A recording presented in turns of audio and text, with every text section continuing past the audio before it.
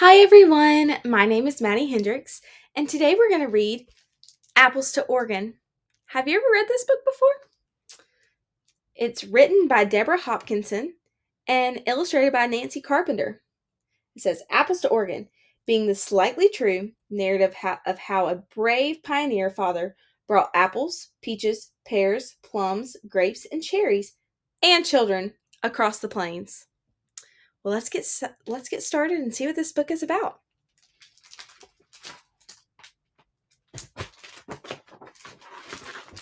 Apples to Oregon, written by Deborah Hopkinson and illustrated by Nancy Carpenter. My daddy loved growing apples, and when he got ready to pull up roots and leave Iowa for Oregon, he couldn't bear to leave his apple trees behind. So Daddy built two of the biggest boxes you could ever hope to see. He set them into a sturdy wagon and shoveled in good wormy dirt. Then he filled every inch with little plants and trees. Hundreds of them! Daddy was ready for the most daring adventure in the history of fruit. Apples, ho! He cried. Along with apples, my daddy took peaches, pears, plums, grapes, and cherries. Do you like peaches, pears, plums, grapes, and cherries? I do. Oh, and by the way, he took us along too. Do you think it was nice of him to take his family along too? I think it was.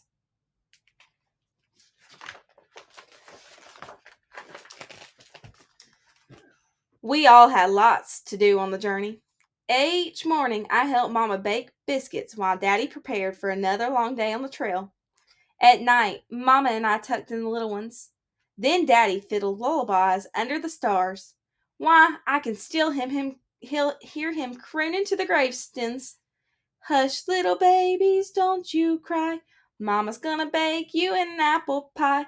And if that apple pie ain't sweet, Daddy's gonna munch you for his own special treat.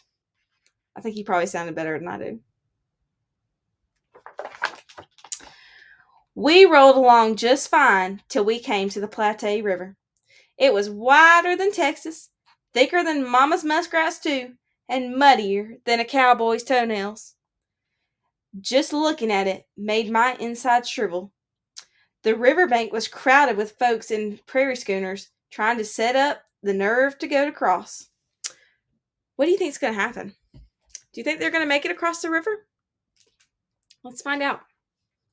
When they saw us and all our little fruit trees fluttering in the breeze, they burst out laughing. What does fluttering mean? Do you know? Fluttering is like rustling in the wind, or when you see a tree and the wind is blowing it and you see the leaves moving? That's kind of what fluttering means. Those leaves will be brown as dirt before you hit the plains, declared one old geezer. Plains, scoffed someone else. That nursery wagon won't make it halfway across the river.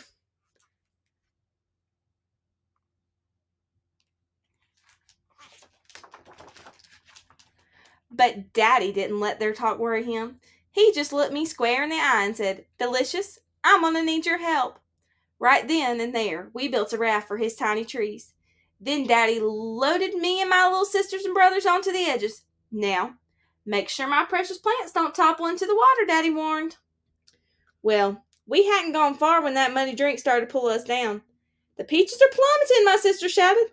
"The plums are plunging," boomed my brothers. "Don't let my babies go belly up," bowed Daddy. Look at them swimming across. They're going to swim. Do you think they're going to make it across the river? Do you think they're going to make it to Oregon? I had to think quick. We're too heavy. If we don't go faster, we'll sink. We got to take our shoes off and kick. And so we kicked. Of course, we'd all been raised on apples, and everybody knows youngins raised on apples are strong, mighty strong. Before you could say Johnny Appleseed, we kicked ourselves clear to the other shore. But no sooner had we gotten every last tree loaded back in the wagon than I spied a foul-looking bunch of clouds stomping round the sun just fit to be tied. What do you think's about to happen? The wind began to throw everything that wasn't latched down, our boots, Baby Albert's diapers, every pot and pan Mama had, even our own little wagon. Next, hailstones big as plums came hurtling out of the sky. Guard the grapes, protect the peaches, Daddy howled. But we all started tearing off our clothes and holding them over Daddy's darlings. Bonnets, petticoats, trousers, hats, even Daddy's drawers. They're trying to protect the plants. Have you ever tried to protect anything before? What have you tried to protect? Whew! At last the storm passed and Daddy's dainties were safe. After all that excitement, it felt good to hit the trail again. But before long, we came to an endless sandy desert. Now remember, us youngins didn't have our wagon or our boots. In no time, our feet were redder than the poison apple the old witch gave to Snow White. Delicious. This is our toughest challenge, said Daddy, wiping his brow as I followed him on my tippy toes. We gotta find a water hole, or my babies are done for. What do you think's wrong? What do you think's about to happen? Let's turn the page and find out. Sure enough, by noon the fruit trees began to droop. By 3, their itty-bitty tender leaves were getting crispy. By nightfall, Daddy was crying, a handful of dead branches pressed against his heart. They're dying, aren't they? That's so sad. I couldn't bear to see my daddy suffer, so early next morning I took off to look for water. But although I searched and searched, I couldn't even find a splash or a puddle. After a while, I got so tuckered out, I plopped down under an old sagebrush. Sagebrush is this plant that's in the desert-looking area. Ouch! I yelled, landing on something hard.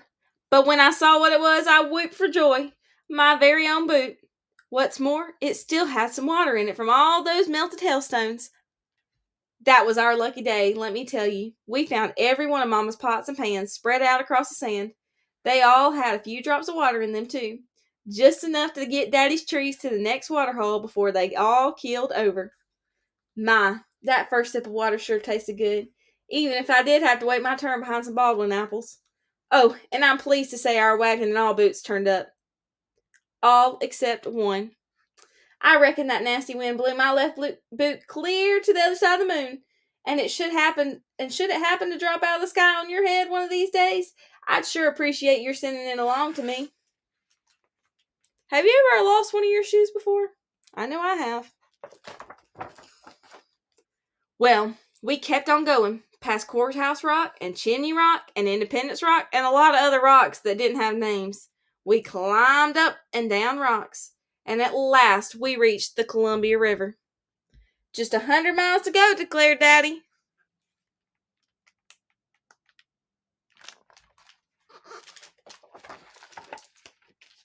$100 is a long way, isn't it? But time was running out. Our little trees had almost drowned in the river, gotten pounded by hailstones, and got withered by drought. How much more could they take? And now we were all set for a showdown with the most ornery varmint of all, Jack Frost. Oh, I'd already spied him sneaking around our campsite, brushing the cottonwoods with his cold white tongue, but I wasn't about to let him get close to my daddy's apples. So that night, I made a big fire and sat by it, waiting for Jack Frost to show himself. Sure enough, as soon as the moon came up, I spotted that old good-for-nothing slinking across the meadow, heading straight for the Sweet Junes. Who do you think Jack Frost is? I got ready to fight. Jack Frost came at me, turning the ground so cold my toes went numb. But I didn't give up. I grabbed a flaming stick and threw right at him. Before you could say Peter Piper picked a peck of pretty pippins. That low-down scoundrel was hightailing it out of there, straight for Walla Walla, Washington. I'm mighty grateful, Delicious, said Daddy as he scrutinized his sweeties the next morning.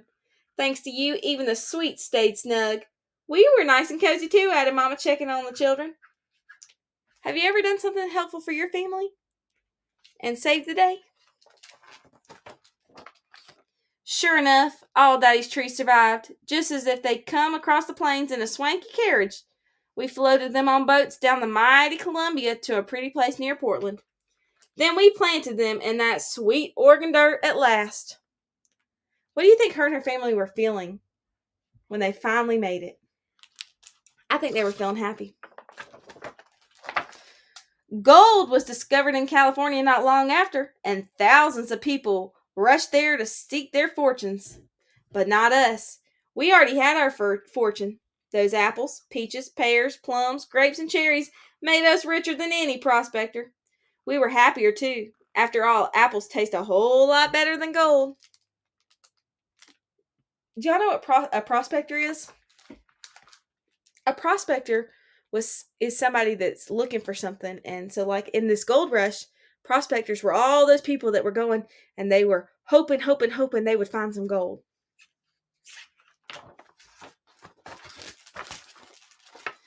As for my daddy, he was always sweet as a peach. He and Mama lived happily to a ripe old age. Daddy never forgot my brave deeds on the trail. Why, as soon as he sold his first bushel of apples, he bought me the prettiest pair of boots you ever saw. Delicious, said Daddy. You'll always be the apple of my eye. Don't they look happy?